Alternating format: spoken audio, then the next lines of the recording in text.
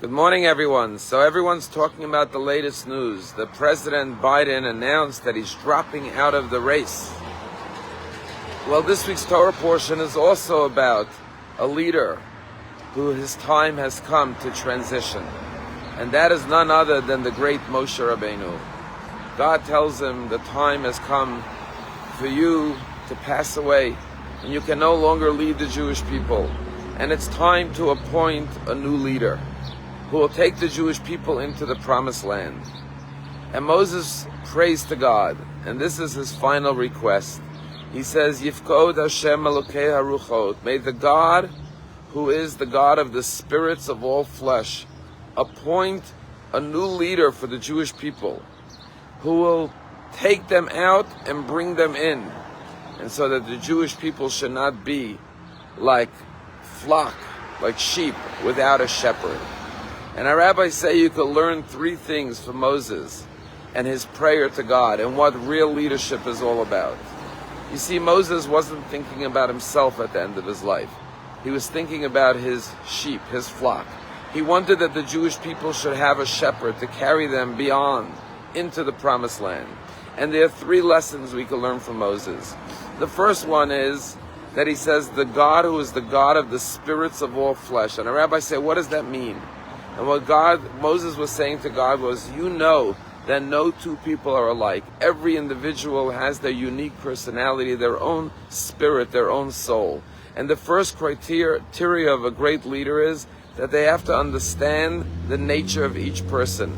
Like a conductor of a symphony, they have to know the music of each person's soul and be able to create a beautiful, harmonious ballet, something that will be cohesive and unite all the different voices and play to the strengths of each person individually.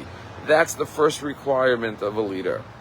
The second requirement of a leader is ish aleida. Ish is not just a gender, man versus woman, but a mensch, a good person, a person with good qualities. Just like Moses was called simultaneously a great man and a most humble man.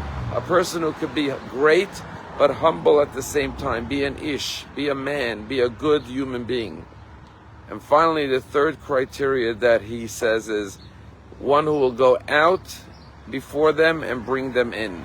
What Moses was saying is that a leader is someone who leads from the front, not from the back. As some great leader, a politician once said, of course I follow my party.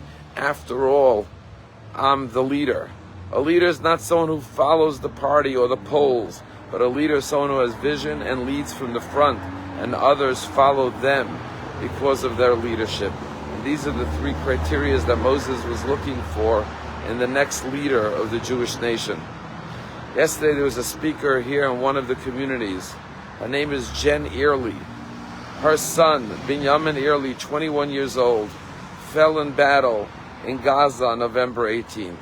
And she tells the story how Saturday morning or Shabbat day, she was in synagogue, and she suddenly became very emotional.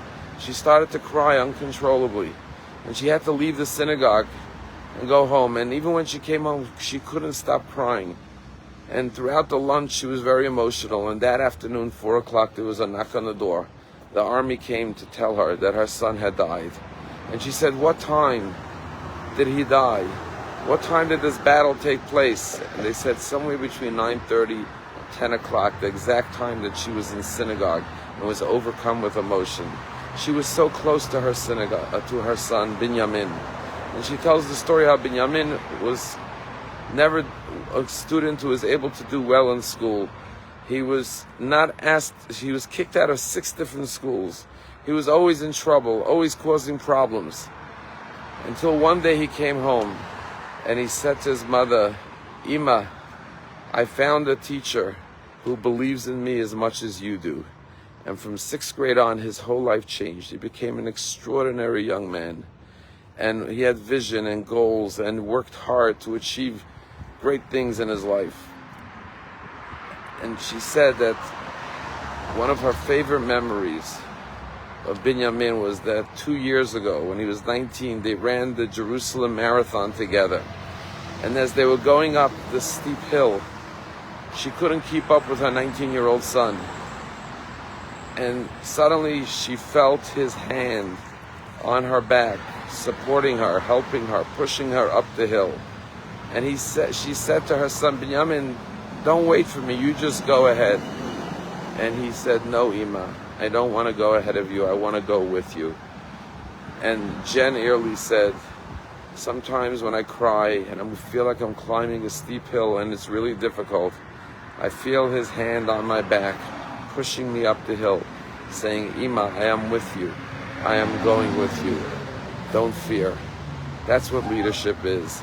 Leadership is being there for others, helping them get up the hill, showing them their true potential, believing in them, and making sure that no Jew is like a sheep without a shepherd. That was Moses at the end of his life. That is what it means for each and every one of us to be leaders in our own lives. Have a wonderful day.